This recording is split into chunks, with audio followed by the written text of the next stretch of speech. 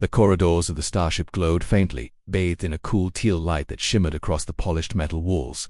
Commander Elias Marin moved silently, his boots making almost no sound as he approached the throne room of the alien stronghold. It had taken weeks of reconnaissance to locate the heart of the enemy's operations, and now, finally, he was here. Yet, despite his military training and countless encounters with hostile species, a strange sense of anticipation tightened his chest. Inside the vast chamber, the alien princess sat perched upon an elevated platform, her form unlike anything he had ever seen. Her skin shimmered with iridescent patterns, shifting color subtly with her emotions. Her eyes were wide and luminous, a deep amber that seemed to pierce through the very air. Around her, alien guards stood motionless, their weapons poised but dormant, as if they sensed her command even in stillness. Elias stepped forward, his hand brushing the hilt of his sidearm, but he made no move to draw it. He didn't need to.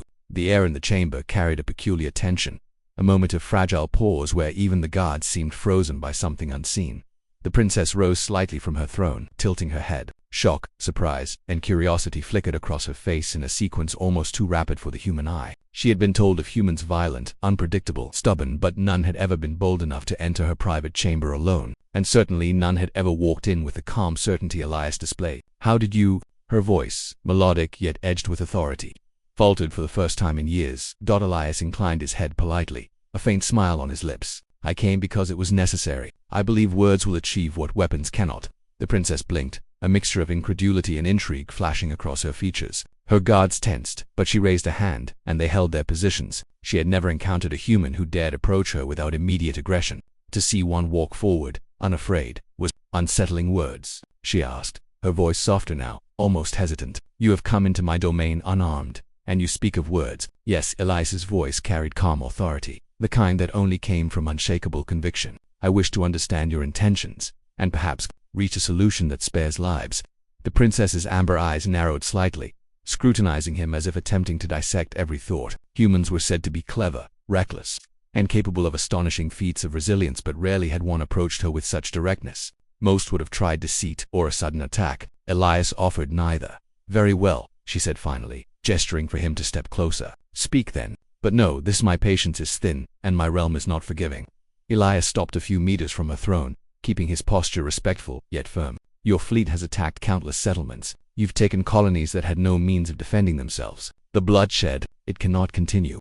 A shadow of something flickered across her face, a brief trace of doubt, though it was quickly masked by regal composure. "You speak of morality," she said, "a concept that is human. Our people operate differently. Weakness is extinguished. Survival dictates our choices." "Survival does not require annihilation," Elias replied. "Strength is proven through protection, through mercy as much as through conquest. I am not here to negotiate from weakness. I'm here because humanity can offer something more than the cycle of violence you embrace." The princess's brow furrowed. No alien had ever questioned the fundamentals of her leadership in this way. She studied him silently, her hands folded, a quiet storm of calculation behind her glowing eyes. "Why?" she asked finally, her voice barely above a whisper. "Why do you risk so much to speak with me directly?" Elias paused, sensing that this question was the key. "Because I believe you can understand. Because I believe that even in a world defined by strength, there is room for choices beyond destruction. You've conquered through fear, but fear alone cannot sustain peace. You may not see it now, but humans, we endure, we adapt, we inspire loyalty not through fear, but through action, through empathy, through courage." For a long moment, the only sound in the chamber was the soft hum of the starship's energy core. The princess tilted her head, her lips parting slightly as though tasting the weight of his words. Guards shifted, and for the first time, a trace of uncertainty rippled through the room. "You speak as if you are already a teacher," she said finally, "and yet you are a soldier, an intruder. You risked your life to speak philosophy." Elias allowed a faint shrug. "Perhaps, but there are battles far more dangerous than those fought with weapons. Convincing an enemy to choose a better path, that is one of them." Her eyes softened slightly, though she fought to maintain the composure expected of a ruler. "You confuse me, human. Your confidence is dangerous. It could easily be your end, perhaps." Elias smiled slightly, acknowledging the truth. "But it could also be the beginning of something neither of us imagined." She leaned back in her throne, folding her arms. Her guards, sensing the subtle shift in her demeanor, relaxed slightly but remained vigilant. Elias could feel the weight of centuries of tradition and expectation pressing down on her. She was a ruler who had never been challenged in this way, and that challenge, calm, respectful, unwavering, was a force unlike any she had faced. "Tell me," she said, her voice steadier now, tinged with curiosity rather than authority. "How do you propose a human could change what we have already?" Done. Elias took a careful breath. By showing that there is value in restraint, in alliances rather than conquest, by proving that strength is not measured solely by what you destroy, but also by what you protect. Humans are not perfect, but we endure because we fight for one another. Your people could see the same. You could lead in a way that inspires rather than terrifies. The princess's amber eyes glimmered with an emotion she rarely permitted herself to show, something akin to wonder. She tilted her head again, observing him closely. For all her years of experience, of strategy and conquest, she had never felt quite like this, confronted by a creature who dared to stand unarmed, to speak truth with courage, to see beyond the immediate cycle of domination. You walk into my chamber, she said slowly, unafraid. You speak of ideals that are foreign, and yet you do so with a conviction I cannot easily dismiss. Conviction is simple, Elias replied. It requires only knowing what you stand for and what you refuse to let happen. That is all humans ask of each other, and perhaps of other species as well. A silence fell. The princess leaned forward, her fingers resting lightly on the arm of her throne. Elias held her gaze steady, unwavering. Time seemed to stretch, the hum of the starship filling the room like a heartbeat. Then, slowly, she smiled, small, almost imperceptible, but genuine. Perhaps, she murmured, you are more than I expected. Perhaps humanity is more than I imagined. Elias inclined his head in acknowledgement. And perhaps there is a future where we do not need to fear one another, where your people and mine can exist without endless conflict. Her smile widened slightly. She had not made any promises, and yet the tension that had gripped the room loosened. For the first time in decades, she considered a path she had never thought possible. A path where power was measured not only in conquest, but in wisdom, in courage, in the capacity to see beyond immediate survival.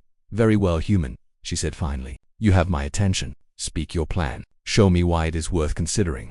Elias allowed himself a quiet sigh of relief, though he remained poised. He stepped closer, his presence calm. It begins with trust, he said. Small steps, but deliberate. We can start with dialogue, with exchange of knowledge. We can end needless raids, where you can save lives and build alliances. It will not be easy, but nothing worthwhile ever is. The princess nodded slowly, her eyes still locked on him. Guards shifted subtly but did not intervene. She had made a choice, not yet fully conscious, but deliberate in its own right. She had chosen to listen, and in that moment, Elias knew that the impossible shaping an enemy into an ally was no longer merely a dream. I will consider your words, human, she said, her voice firm but tinged with curiosity, and I will watch carefully. If you fail, the consequences will be yours alone. I understand, Elias replied, but if I succeed, countless lives will be spared, including yours. The princess inclined her head, a silent acknowledgement of both the danger and the potential. For the first time, the walls of her carefully constructed world seemed less rigid, less absolute. Perhaps there was more to power than she had ever realized. Perhaps there was room for humanity even in a galaxy that had long since forgotten mercy. Elias turned slightly, preparing to leave, but he glanced back once more. The princess watched him, her expression unreadable but softened by a glimmer of respect. The shock she had shown at his entrance had faded, replaced by a cautious intrigue that neither of them fully understood yet. As he stepped out of the throne room, the corridors of the alien stronghold seemed less oppressive, less alien. The encounter had shifted something fundamental, not through force, not through weaponry, but through presence, through conviction, through the quiet courage of one human who had walked in unafraid.